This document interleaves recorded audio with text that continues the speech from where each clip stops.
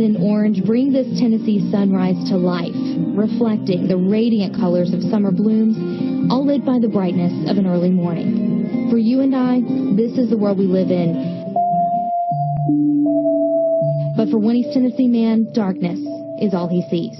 All I see are these walls. The lights are off for this interview not only because the family wants to remain anonymous, but this man suffers from porphyria, a condition that doesn't allow him to be exposed to sunlight. On top of that, he has painful tumors on both his feet. I will admit that I have in the past had pain to the point of where I've wanted to remove parts of my body. That's the final diagnosis. This binder documents the many treatments he's tried, from chemo to radiation, even a few surgeries.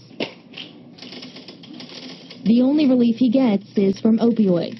They make it so that it's just tolerable so that I can try and function as a human being again. Even with a legitimate prescription and treatment plan, the family is finding it more and more difficult to get his prescriptions filled. Pharmacies even turning them away, saying they don't provide these types of medicines anymore because the pain pill abuse is so bad in East Tennessee. I realize it's a horrible, horrible problem, but don't forget about us people out here who are dying. You know, don't forget about us.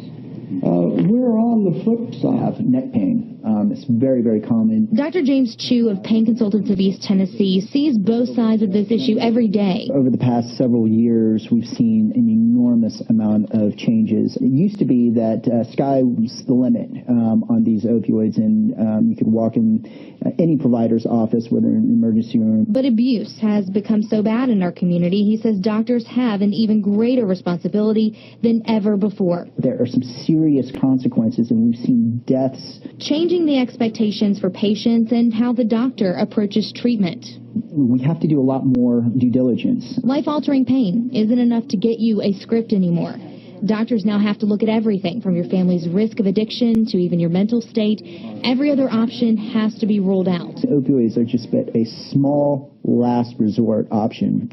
Probably less than 10% are really qualified for opioids, in my opinion. And while Dr. Choo says yes, it is a much longer process than before, it's the reality of the problem our community faces. But that's not to say that there aren't some situations where opioids are a possibility and are appropriate, but it's only in the right hands with the right providers, with the right types of patients. And for those families, all we're trying to say is, listen, folks, there's another side to this. They hold on to hope.